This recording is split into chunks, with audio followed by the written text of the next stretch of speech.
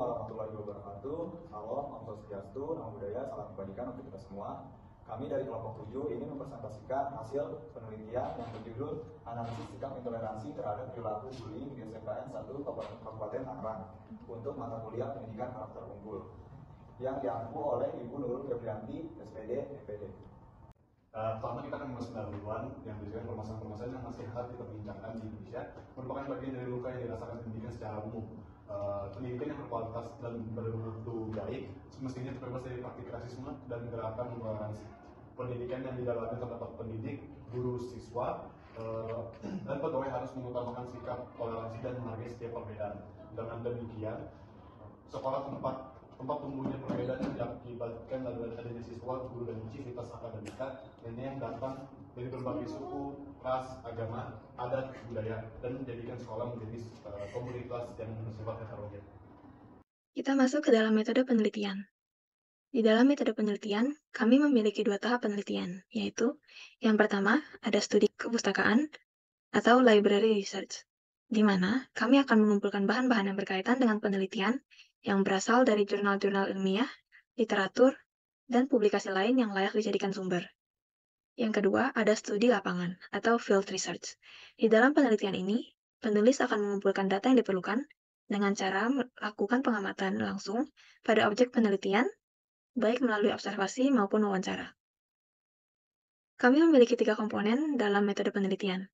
Komponen yang pertama ada data dan sumber data, yang kedua ada populasi dan sampel, dan yang ketiga ada teknik analisis data. Data dan sumber data. A. Data. Data yang kami gunakan adalah data kualitatif, yaitu data yang bukan dalam bentuk angka-angka atau tidak dapat dihitung. Yang B. Ada sumber data. Yang pertama ada data primer, yaitu data yang diperoleh secara langsung dari sumbernya. Diamati, lalu dicatat untuk pertama kalinya. Yang kedua ada data sekunder, yaitu data yang diperoleh secara tidak langsung. Populasi dan sampel. Populasi dalam penelitian ini adalah murid dan guru di SMKN 1 Kabupaten Tangerang. Metode yang kami gunakan yaitu metode simple random sampling, yaitu pengambilan sampel anggota populasi dilakukan secara acak tanpa memperhatikan strata yang ada dalam populasi itu. Penelitian ini mengambil sampel sebanyak 15 orang yang terdiri dari 11 murid dan 4 guru. Kemudian teknik analisis data. Teknik analisis data yang kami gunakan adalah analisis deskriptif. Analisis deskriptif adalah suatu analisis yang menguraikan tanggapan siswa-siswi mengenai intoleransi penyebab bullying dengan memberikan beberapa pertanyaan kepada siswa-siswi yang menjadi sampel dalam penelitian ini. Selanjutnya ada hasil dari pembahasan. Dari 15 narasumber, ada beberapa dari mereka pernah menjadi korban intoleransi dan perundungan oleh orang sekitarnya. Berdasarkan hasil penelitian yang telah dilakukan, didapatkan tanggapan siswa-siswi terkait pengertian intoleransi. Intoleransi memiliki makna sebagai sikap tidak menghargai dan menghormati pendapat, sikap membeda-bedakan suku, ras, agama, dan antar golongan atau yang biasa kita sebut sebagai sara. Adapun 10 dari 11 siswa-siswi menanggapi bahwa mereka setuju terhadap pernyataan sikap intoleransi yang menjadi pemicu perundungan dengan ditandai oleh sikap mengucilkan, merendahkan, dan mengejek. Sebagai contoh, sikap intoleransi yang menjadi pemicu perundungan ini juga terjadi pada siswa-siswi di SMKN 1 Kabupaten Tangerang yang berinisial NA dan juga IA. Penelitian yang serupa juga dilakukan terhadap guru-guru di SMKN 1 Kabupaten Tangerang. Hasilnya 3 dari 4 guru tidak setuju dengan pernyataan tersebut karena menurut mereka intoleransi bukan menjadi faktor perundungan. Menurut para guru, suatu kejadian bisa dianggap sebagai intoleransi maupun perundungan tergantung pada respon dari korban dan niat pelaku.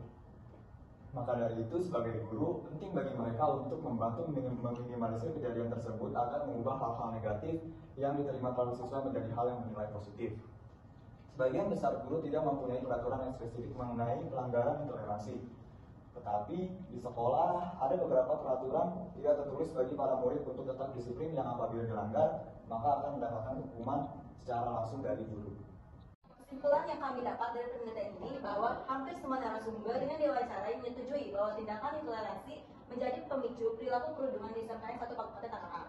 Dan yang tidak menyetujui menganggap bahwa intoleransi bukan penyebab dari adanya tindakan bullying, namun bagaimana respon dari korban dan niat pelaku. Mayoritas siswa-siswi SMKN 1 Kabupaten Tangerang lebih memilih untuk menghindari dari pelaku intoleransi dan perundungan. karena mereka berpikir jika ditanggapi akan semakin memburuk dan pelaku semakin parah untuk melakukan aksinya. Tindakan yang dilakukan oleh para guru SMKN 1 Kabupaten Tangerang lebih menegur murid-muridnya yang melakukan intoleransi dan perundungan. Mereka tidak memberi sanksi berat sampai berupa hukuman fisik. Sekian presentasi dari kelompok kami. Terima kasih. Wassalamualaikum warahmatullahi wabarakatuh.